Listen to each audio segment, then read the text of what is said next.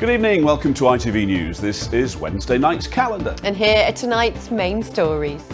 But first tonight, campaigners in East Yorkshire temporarily blocked the way of HGVs at an oil and gas drilling site today in protest at plans to expand it. Tomorrow, East Riding of Yorkshire Council will decide whether or not to approve Rathlin Energy's proposals to add up to 6 more wells to its site near the hamlet of West Newton. The company says it's carried out comprehensive technical and environmental studies, but those opposed to the plans say not only would they blight the countryside and increase lorry traffic, but they'd undermine the council's climate emergency declaration. Emma Wilkinson has the story. Well, now to the continuing supply crisis, which has seen record queues at petrol forecourts across the region.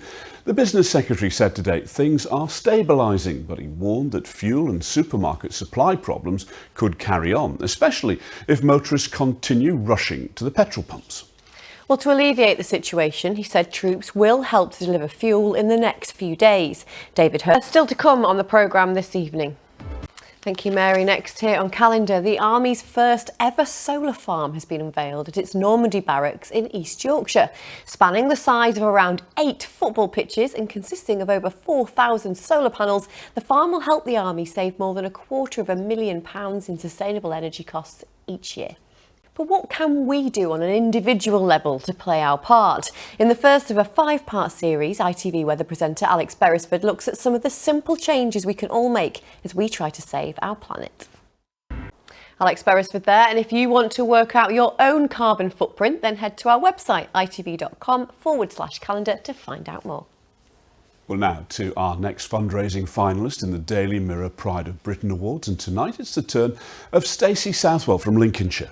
Since the death of her 12-year-old daughter Sophie, who died from a brain tumour, she has tirelessly raised funds to buy 2 holiday caravans. Stacey Southwell ending that report there, and join us tomorrow when we meet another fundraiser from the Pride of Britain nominations from Sheffield, who's raised thousands of pounds in honour of her son. Among the winners was Sheffield Wednesday, who benefited from one of the funniest own goals you're likely to see. With that and the rest of the action, here's Chris Stokes.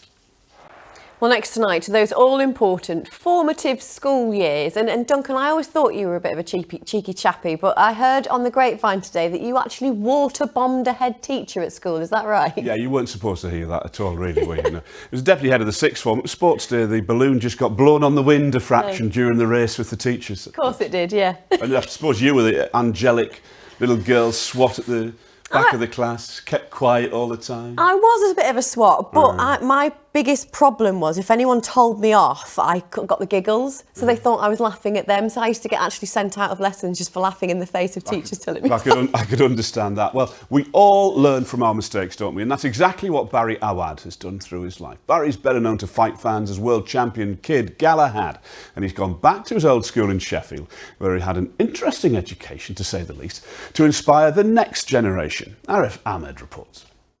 And a great inspiration he is too. Now, finally tonight, a fossil hunter from Hessel is being credited with helping to discover a new kind of predatory dinosaur which roamed the Earth more than 125 million years ago. In the Hessel Fossil Hunter. And you would not want to bump into that in a dark alley, would you, with all them teeth? Here's Joe Blythe with the weather forecast.